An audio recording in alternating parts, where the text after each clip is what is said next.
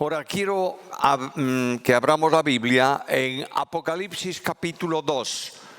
Como sabéis, estamos siguiendo las 7 iglesias, las cartas a las 7 iglesias que el Señor envía aquí.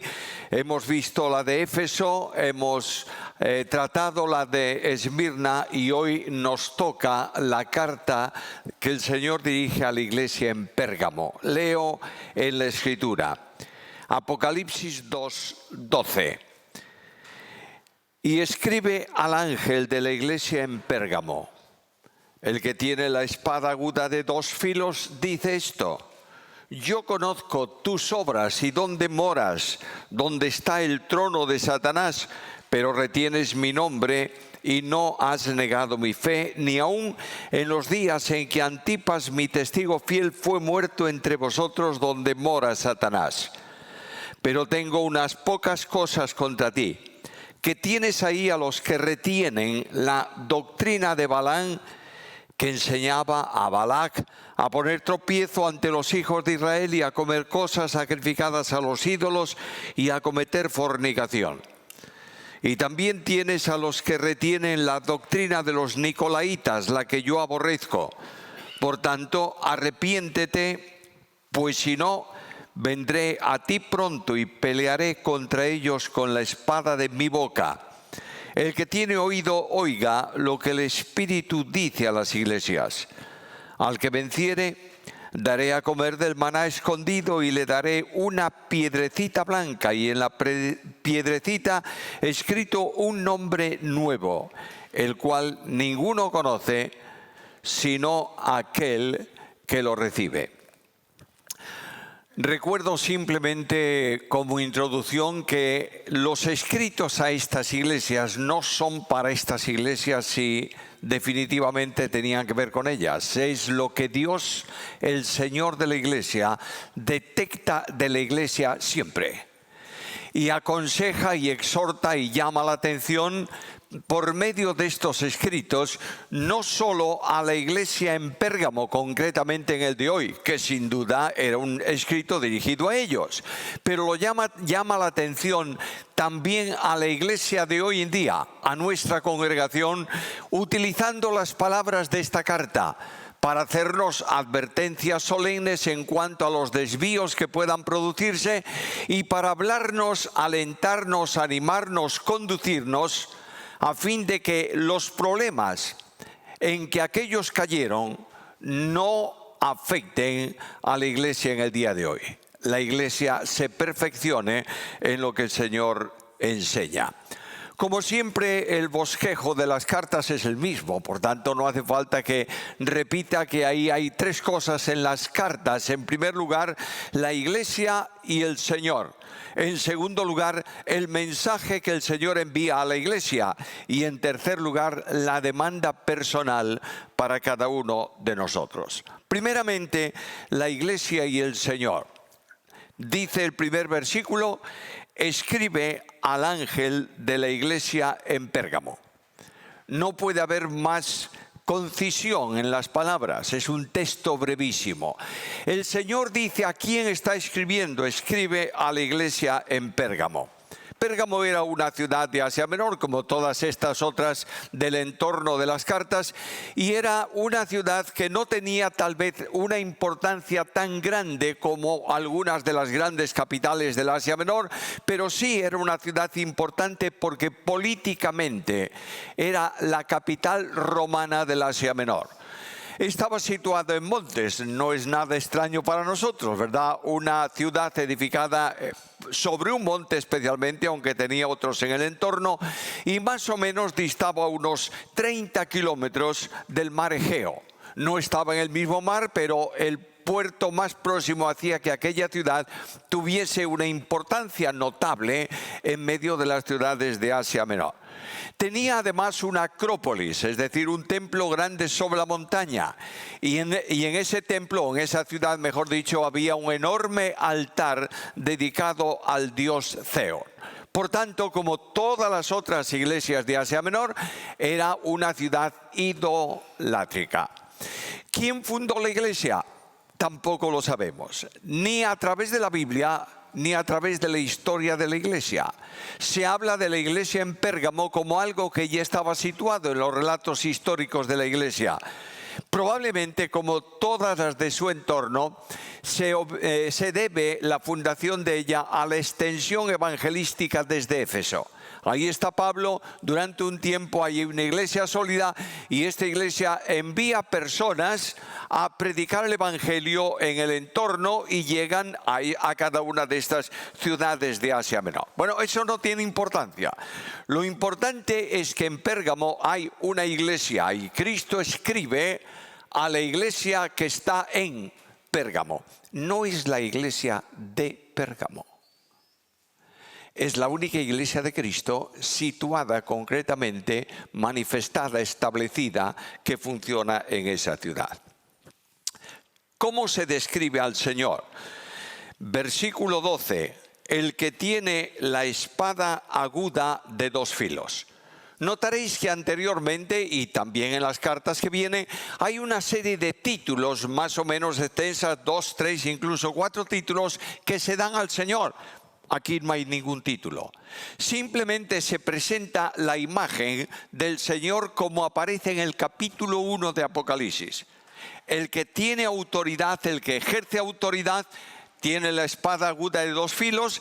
Esto para los romanos era muy interesante porque los magistrados romanos, podéis verlo en Romanos capítulo 13, llevaban una espada. Quiere decir que no solamente ejercían justicia en las leyes, sino que podían ejecutar las leyes. Cristo se presenta aquí como el que tiene autoridad suficiente para intervenir. ¿En quién? En la iglesia que es suya. Y Cristo el Señor dijo: yo edificaré mi iglesia.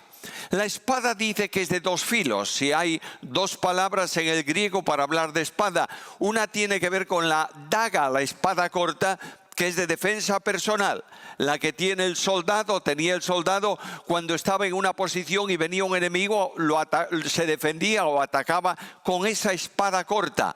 Pero aquí el título es la espada de combate, la espada grande. Y esta espada está afilada en los dos filos, de modo que corta a cualquier parte según se utilice.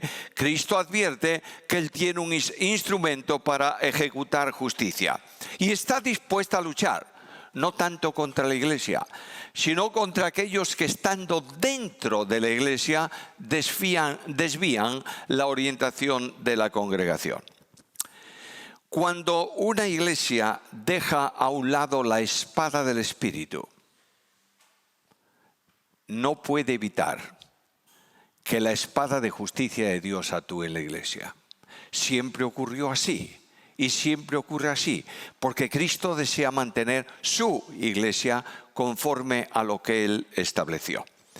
En segundo lugar está el mensaje, y comienza con el conocimiento del Señor. Yo conozco tus obras. Quiero decir a los expertos en Biblia, a los que estudiáis la Escritura y buscáis en qué manuscrito está o no está, todo eso está muy bien, no digo que no se haga. Quiero deciros que esta primera parte del versículo apenas está en algún manuscrito.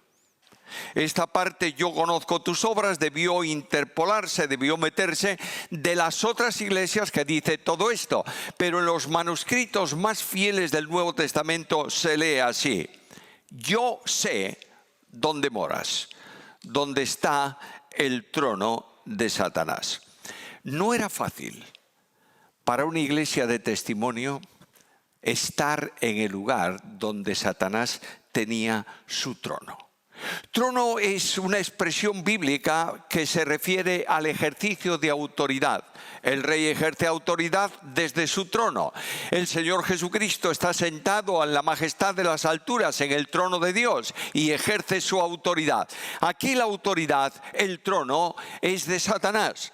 Satanás ha buscado tronos siempre donde puede ejercer su autoridad y su dominio. Primeramente quiso instalar su trono, valga la expresión, al lado del trono de Dios, y Dios dijo no. E inmediatamente Satanás es desposeído de su ministerio celestial y enviado a la tierra. Y aquí en la tierra Satanás buscó un trono donde ejercer autoridad. y despojó a nuestros primeros padres del cetro de autoridad que Dios le había dado, y él, tomando ese cetro, ejerce autoridad y dominio sobre las naciones, los reinos de la tierra. Cuando él se enfrenta con Jesús, le recuerda esto en la tentación: a ti daré esta potestad y la gloria de ellos, porque a mí me ha sido entregada y a quien quiero la doy. Lucas capítulo 4, versículo 6. Ahora, el reino de Satanás es un reino de tinieblas. Se le llama el príncipe de las tinieblas. Es un título que realmente le corresponde, porque el objetivo de él no es la luz de Dios, sino todo lo contrario: entenebrecer esa luz, para que el mundo, los hombres, las personas, los reinos de la tierra, no importa lo que es la estructura en el mundo, sigan las tinieblas y no la luz. Ahora, los reinos del mundo pertenecen a Cristo, ¿es así? Dios dijo: yo he puesto mi rey sobre Sión, mi monte santo, y dice: pídeme y te daré las naciones de la tierra por heredad, y tú las gobernarás con vara de hierro, es decir, con cetro de poder. Y estas naciones de la tierra las tiene Cristo por derecho personal, no solo por determinación divina, sino porque en la cruz del Calvario Cristo derrota a Satanás y a los demonios, los exhibe a pública vergüenza, triunfando sobre ellos, y Él es el Señor. Ahora, notad algo. ¿Por qué dice aquí la Biblia dónde está el trono de Satanás? En Pérgamo.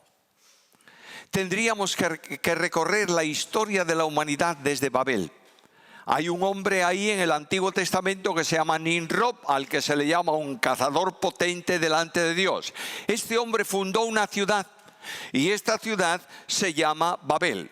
Con el tiempo, esta ciudad generó su propia religión. Tenía sacerdocio propio, vestidos de color púrpura, y tenían en su cabeza una mitra, un gorro en forma puntiaguda. ¿Os suena algo al tiempo de hoy? Pues este gorro en forma puntiaguda no significa simplemente una autoridad eclesial. Era la figura de la cabeza del pez, uno de los dioses de Babilonia. Y cuando esta religión babilónica se desarrolla y crece con el imperio babilónico, cae el imperio babilónico, ¿y qué ocurre? Pues los sacerdotes de esta religión babilónica se desplazan hasta el reino de Lidia, y allí sitúan su organización religiosa y siguen practicando el culto. Pasan los siglos y llega en la historia un rey que se llama Atalo III de Lidia. Este hombre muere sin descendencia y regala el reino de Lidia a Roma, donde está Pérgamo, la ciudad donde estaba situada este culto. De la mano de Roma, el culto babilónico viene a la capital del imperio y se extiende. Y una de las cosas que ellos enseñaban era un título que se le dio al emperador romano: Pontífice Máximo. Por tanto, era el intermediario entre los hombres y cualquier tipo de deidad. Ahora, este trono de Satanás lucha sin duda ninguna con la Iglesia de Cristo. La Iglesia de Cristo es el reino de Dios, espiritualmente hablando. Hemos sido trasladados desde la potestad de las tinieblas, ¿a dónde? Al reino de su amado Hijo. Pero Cristo dijo algo, y es el cumplimiento de su promesa y la verdad de su manifestación: yo edificaré mi iglesia, y las puertas del Hades no prevalecerán contra ella. Por tanto, Cristo dice: no importa dónde Satanás coloque su reino, la iglesia es mía, y yo tengo un compromiso con la iglesia, y voy a mantenerla pese a las insinuaciones, a las asechanzas, a los ataques satánicos o diabólicos contra ella. Cristo dice algo más, y voy a avanzar inmediatamente al otro punto: retienes mi nombre. Por tanto, se están sujetando firmemente a algo. Ellos creían que Jesús era el Señor, ¿o no? Le reconocían como tal. decir en tiempos de esta iglesia que Jesús es el Señor era, entre otras cosas, contradecir lo que las leyes civiles de Roma enseñaban, que el emperador era el Señor. Ahora la Biblia enseña que nadie puede llamar Señor a Cristo si no es por el Espíritu Santo. De modo que esta iglesia y estos creyentes estaban siendo conducidos por el Espíritu Santo de Dios. Añade algo más: no has negado mi fe. Se mantenían firmes en la fe. La doctrina esencial era la doctrina de esta iglesia y ellos creían en ella. La consecuencia: trono de Satanás, fidelidad a Cristo. ¿Cuál es la consecuencia? Segunda parte del versículo 13. Ni aun en los días en que Antipas, mi testigo fiel, fue muerto entre vosotros donde mora Satanás. Cuando la iglesia permanece firme y fiel en doctrina, obediente al Señor, no puede esperar otra cosa. ¿Sabes cuál? La persecución. Y aquí hay un hombre, Antipas, la historia habla mucho de él. Yo no voy a ocupar tiempo ninguno esta mañana en referirme a Antipas, pero es un mártir de la iglesia que muere a consecuencia de su fe. Y Cristo dice: a pesar de que alguien ha sido atacado entre vosotros, alguien tuvo que dar su vida por la fe, vosotros mantenéis vuestra fe aún a pesar de los días de Antipas. Oye, escucha, esto es muy interesante. No está refiriéndose al mártir, sino al tiempo del mártir. No dice cómo le ocurrió a Antipas, dice cómo ocurrió en los días de Antipas, en el tiempo en que Antipas fue muerto, un tiempo de persecución. La iglesia de Cristo goza de bonanza en la medida en que deja de reconocer el señorío de Jesús. Y cuando la iglesia se aferra al señorío de Cristo, viene el problema y la dificultad. ¿Por qué?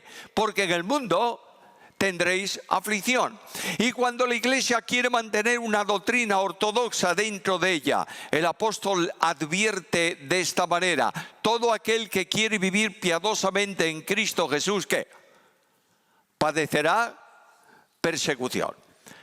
Una iglesia llena de bonanza en un mundo como el nuestro debe ser una advertencia seria sobre la fidelidad a la Biblia y la fidelidad al Señor.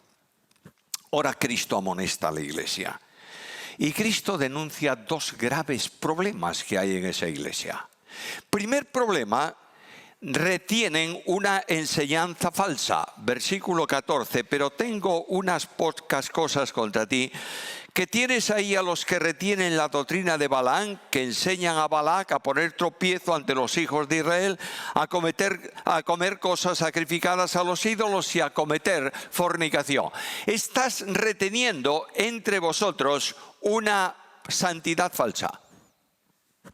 Este Balaam había enseñado a los enemigos de Israel cómo debilitar el pueblo de Dios y que dejase de recibir bendiciones, y era mezclándolo, incorporándolo a una moral falsa y a una adoración a los ídolos. Alguien me dirá: bueno, eso ya está en el tiempo pasado, no se va a producir hoy. Quiero decirte que la situación de asuntos concretos puede cambiar, pero no cambia el fondo de cada uno de estos asuntos. La demanda bíblica para la iglesia es santidad. ¿Lo crees o no? Pedro dice: sed santos. ¿Por qué? Porque yo soy santo. Cristo es el Señor de la iglesia y es santo. Cristo es el elemento vinculante con Dios para cada uno de los creyentes y es santo. Cristo se hace vida en cada creyente, y cuando el creyente vive a Cristo, necesariamente ¿qué es? Santo, porque yo soy santo. Esta advertencia se corre a lo largo del Nuevo Testamento. Cuando lees la carta a los Hebreos, en el capítulo 12, en el versículo 14, dice: seguid la santidad, sin la cual nadie verá al Señor. La relación con Dios, la comunión con Dios, el que Dios te vea a ti y tú puedas ver al Señor en tu camino, es una forma expresiva, simbólica, obedece a una santidad de vida. Nadie puede estar en la presencia de Dios con una vida corrompida. Voy a la epístola de Juan. Lo mismo dice Juan. No améis al mundo, ni las cosas que están en el mundo. Todo aquel que ama al mundo, el amor del Padre no está en él. Dios llama a su iglesia a la santificación. ¿Por qué? Porque la voluntad de Dios, 1 Tesalonicenses 4:3, es vuestra santificación. En medio de una sociedad corrompida, vive y brilla un pueblo santo. Tiempos, hermanos míos, que no se da mucha importancia a la santidad de vida. Tiempos en los que se dice esto era lógico en aquel tiempo, pero el tiempo ha cambiado y la mentalidad ha cambiado. La Biblia no cambia, Dios no cambia, las demandas de Dios no cambian y Dios llama a su iglesia a una vida de santidad. La santidad tiene una esfera muy amplia. El apóstol Pablo en Gálatas capítulo 5 dice: manifiestas son las obras de la carne, y hace ahí una relación de problemas y de pecados como adulterio, fornicación, avaricia, envidia, ira. Conocéis bien todo eso, ¿verdad? La santidad no es solo abstenerse de estos pecados. La santidad es vivir a Jesús. A veces perdemos la razón de ser de nuestra vida fijándonos en cosas del exterior. Es lo mismo que cuando tú vas a ver y vas a describir, yo que sé, un árbol, el olivo del Paseo de Alfonso, y empiezas a decir, tiene 14 ramas y cada rama 25 hojas y bla, bla, bla, bla, a última hora no has entendido nada y has perdido el tiempo. Estaba con un grupo de líderes en este viaje, siempre uno aprende cosas y tenemos que estar atentos. Estaba con un grupo de líderes que tenían ciertos problemas de organización con juventud. Es un grupo rebelde, es un grupo no sé qué, no sé cuánto, y les estamos dando un curso especial. Y yo he visto ese libro. Y decía cómo vivir la vida de santidad. Cada capítulo un tema. Tenemos que vivir santamente en el pago de los impuestos y en obedecer a las autoridades. Tenemos que vivir santamente en las relaciones interpersonales. Tenemos. No encontré, y se lo hice observar, ni un solo capítulo que diga la santidad es Cristo. La iglesia está alejándose de Cristo. Y está procurando reproducir en la vida de los creyentes asuntos personales e individuales que solo es posible vivirlos cuando se vive a Cristo. ¿Entiendes esto? Cristo es un gran desconocido para la iglesia de hoy. Y Cristo es el núcleo, la razón, la esencia y la forma de santidad. No compares, no busques comparaciones que te permitan vivir una santidad relativa. Pregunta cómo era Cristo, cómo se comportaba Cristo, cómo vivía Cristo, cuál era el poder de Cristo.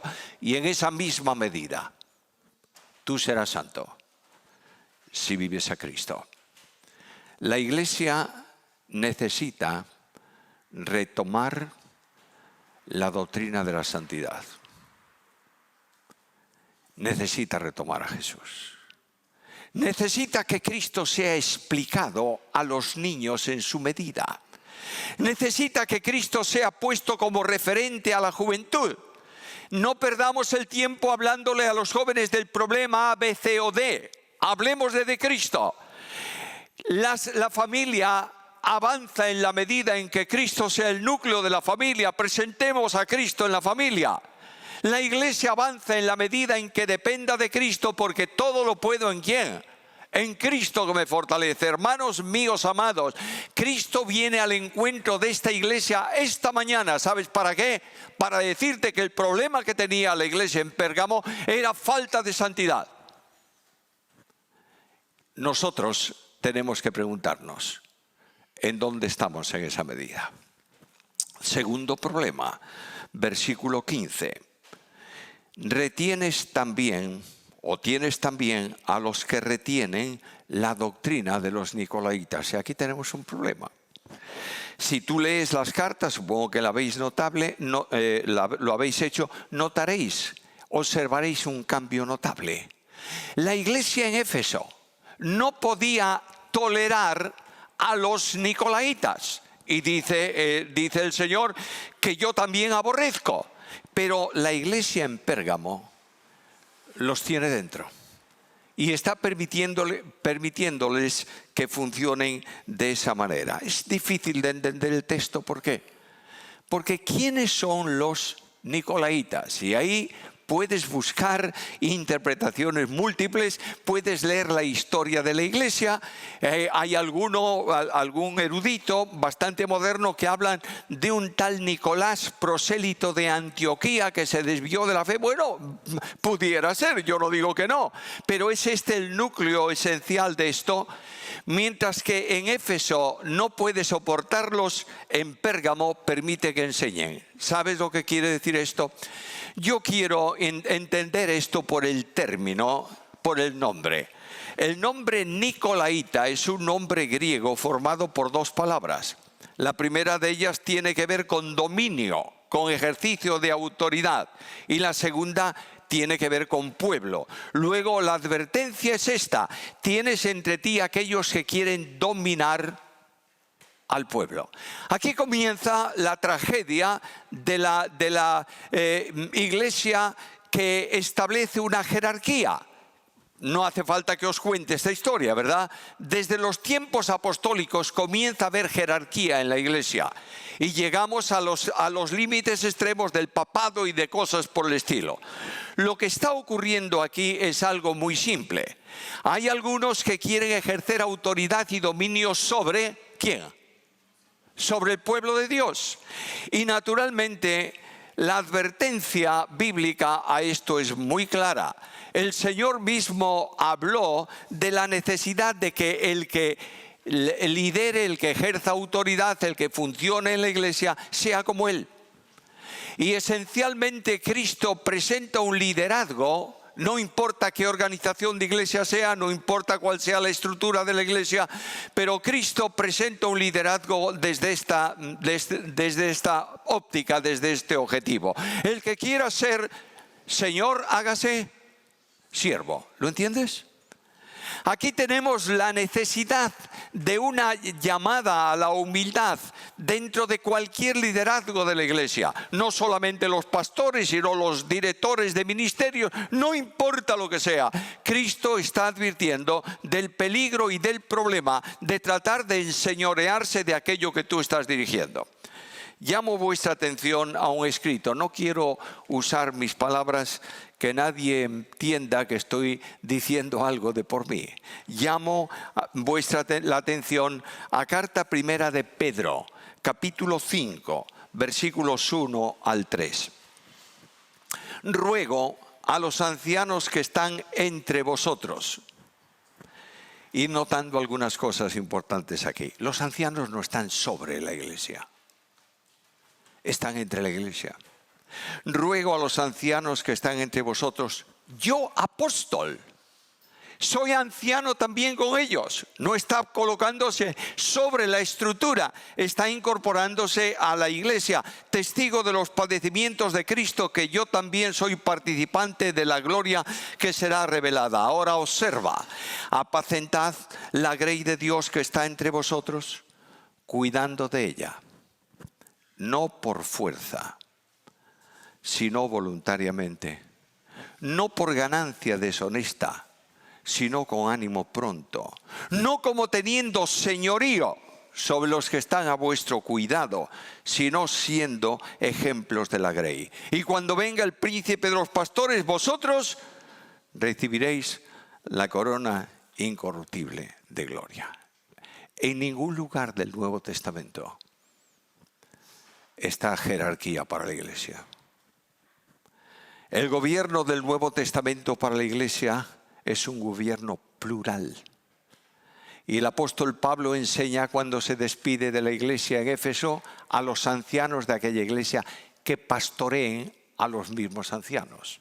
No hay nadie en la iglesia que no necesite ser pastoreado. Por tanto, no hay jerarquía en la iglesia que permita que alguien se escape de esta enseñanza del Señor Jesús. Necesariamente los ancianos pastorean a los ancianos, los líderes también son pastoreados y todos tienen un nivel de responsabilidad en la humildad. El apóstol Pablo se despide de los ancianos en Éfeso. Puedes leerlo en Hechos de los Apóstoles, allí en la playa en Mileto, y hablando con ellos les dice: cuidad de vosotros mismos, porque de entre vosotros saldrán lobos que no van a perdonar al rebaño. Dios está llamando la atención a toda la iglesia suya en la tierra sobre una disposición. Y claro, a lo largo del tiempo, esto que comenzó de una forma muy pequeña, muy sutil, fue creciendo hasta llegar a las jerarquías de iglesias nacionalizadas en el tiempo de hoy. A una jerarquía piramidal en donde uno tiene toda la autoridad y el resto simplemente obedece. Hermanos amados, no está en la Biblia ninguna casta sacerdotal. ¿Entendéis esto? Y Cristo dice, estos son dos problemas que están produciéndose en la iglesia en Pérgamo. Primer problema, falta de santidad. Hay alguien que está enseñando por ahí que comer cosas sacrificadas a los ídolos, al fin y al cabo los ídolos no tienen nada y tú sabes que no tienen ninguna autoridad. Comer cosas sacrificadas, practicar pecados sexuales no tiene mucha importancia. Al fin y al cabo estamos en un tiempo de libertades mucho más amplias. Primer problema, sed santos, porque yo soy santo. No te llames cristiano si no buscas la santidad. Segundo problema, sé humilde. El Señor llama a la humildad. ¿Sabes por qué? Porque yo resisto, ¿a quién? A los soberbios, no importa quién sea. Y doy gracia a los humildes. Por último, está la demanda del Señor. Versículo 16. Por tanto, arrepiéntete, pues si no, vendré a ti pronto y pelearé contra ellos con la espada de mi boca. No todos son dignos de juicio divino en la iglesia, pero sí aquellos que están viviendo contrariamente a la voluntad de Dios. Y Cristo dice, yo voy a ir y voy a intervenir para solucionar este problema. Es urgente, queridos míos, un cambio de pensamiento de la iglesia en el mundo de hoy. Es urgente que cada uno de nosotros reflexionemos y nos preguntemos esta mañana, ¿dónde está mi vida de santidad? ¿Cómo está mi vida de santidad? Es necesario que nos preguntemos en dónde está mi humildad para el servicio dentro de la iglesia. No es un cambio para otros, es un cambio para ti. ¿Sabes por qué? Porque al final el Señor dice, el que tiene oídos para oír, oiga lo que el Espíritu dice a las iglesias. Es tu responsabilidad y la mía esta mañana. Es que tú te aproximes a Dios y te preguntes ahora en la intimidad de tu alma, ¿dónde estoy yo en estas áreas que Cristo denuncia en relación con la iglesia? Porque el programa de Dios no es que hablemos de Cristo, sino que vivamos a Cristo. ¿Me entiendes esto? El programa de Dios no es que seamos conformados a religión o a estructura, es que seamos conformados a Cristo. Y el proyecto del Padre Celestial es que seamos hechos conformes a la imagen de Jesús. Tenemos necesariamente que buscar una mayor comunión con Cristo. Y Él dice, el que lo haga, al que lo haga, le daré del maná escondido. Maná es el pan del cielo que alimenta. ¿Y quién es el pan del cielo? Cristo. Por tanto, lo que está diciendo es, yo tendré una relación nueva contigo en toda la esfera, en toda la amplitud de la palabra. Y Dios está llamándonos aquí a renovar una comunión con el Señor. A que cada uno de nosotros estemos vinculados a Cristo, busquemos a Cristo, vivamos a Cristo, pidamos a Cristo esta mañana. Señor, Quiero ser como tú. Y en esa misma medida, poniendo a un lado nuestras tradiciones, nuestras formas, nuestros intereses, nuestro sistema, la Iglesia vendrá a recibir el nuevo viento fresco del Espíritu Santo que reproduce a Jesús en la vida de la Iglesia. Y cuando esto se produce, seremos más que vencedores por medio de aquel que nos amó. Buscando nuevos rumbos, nunca encontrarás a Jesús. Hace unos años un petrolero se hundió por ahí cerca y alguien le preguntó al capitán, cuando fue llamado a juicio el capitán, le preguntó, pero vamos a ver, ¿no le habían asignado a usted un rumbo? Y el capitán dijo, mire, en mi cabeza aquella noche había muchos rumbos y escogí el que para mí era el mejor. Queridos míos, yo soy el camino, la verdad y la vida. Nadie viene al Padre si no es por mí. Y Dios llama a su pueblo esta mañana a un encuentro personal con Él. Oremos. Señor, gracias porque esta porción que tú diriges a la Iglesia debiera hablarme a mí esta mañana y a cada uno de los presentes. Permite, Señor, que esta Iglesia, nuestra querida Iglesia, retome sin duda alguna en un mundo en tinieblas el camino de la luz. Que cada uno de nosotros busquemos una comunión con Cristo para que podamos ser santos como Él es santo. Danos un corazón de humildad, Señor. Renueva en nosotros la imagen de Jesús, aquel que amó hasta entregarse a la muerte por nosotros. Oh querido Dios, en un mundo tan difícil y peligroso, pedimos la asistencia de tu Espíritu en nuestros corazones. Gloria a ti por todo. En el nombre de Jesús. Amén.